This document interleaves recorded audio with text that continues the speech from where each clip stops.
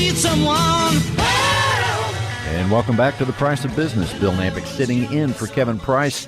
And we want to direct you to The Price of Business to hear any of these segments again and again, priceofbusiness.com. That's right, the show never stops. It keeps on going. And right now we continue, and we have Mr. Terrence DeFranco. He is with the Arcados Group. Terrence, thank you, and welcome to the show.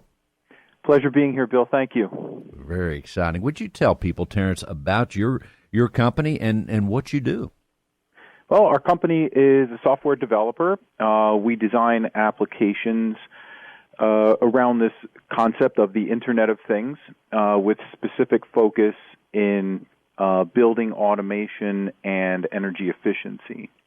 So what we basically do is enable commercial building owners to realize an optimization of energy usage as well as productivity, security, and environment.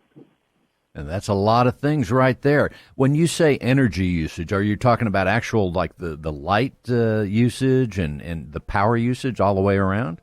That's exactly right. So we start typically doing an assessment of a commercial property. Let's imagine an office building most of us are familiar with.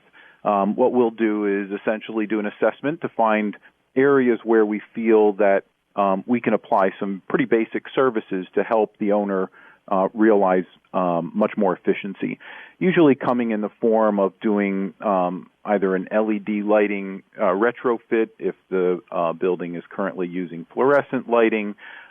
We might suggest some other means of saving energy, perhaps using solar panels or converting from oil to natural gas, although the spread between the two isn't too much now.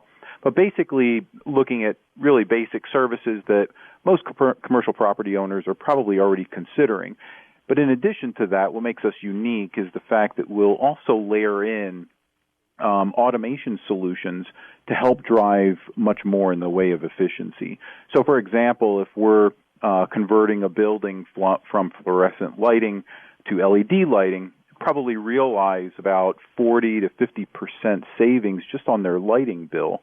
But in addition to that, if we can add, let's say, automatic dimming of lights in reaction to ambient conditions, what our experience has shown is we can add an additional 10 to 20% savings on top of it. So we approach it from a pretty basic level first, talking, in pretty much the same language that most facility owners already understand, but then look to add these cutting-edge solutions from our technology side to drive even more efficiency. That's very interesting. In fact, sounds like you're looking at every detail, and as all those details mount up, the owner of the building, let's say, can enjoy the savings, but with that automation. And it's so interesting that the Internet now, I mean, people would think years ago of saving on their power bill for whether it's changing the light bulb or whatever else or not using something. But, boy, the marriage of the Internet to the things that serve us every day in our homes and offices is amazing. It's really just piggybacking on the evolution of the Internet as we know it. I'm old enough to remember when the Internet first became involved in our lives on a daily basis. 10 years or so ago, mobile computing with the introduction of the iPad and cloud computing, and all these things become great drivers for being able to enable, these smart buildings.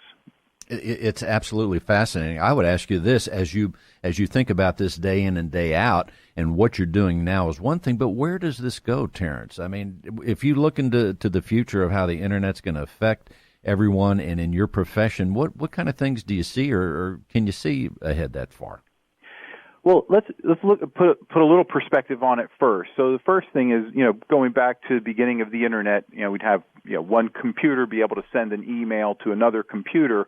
You basically have a tiny fraction of what's envisioned now. I mean, we're talking about now being able to connect up to 20 billion, 30 billion devices.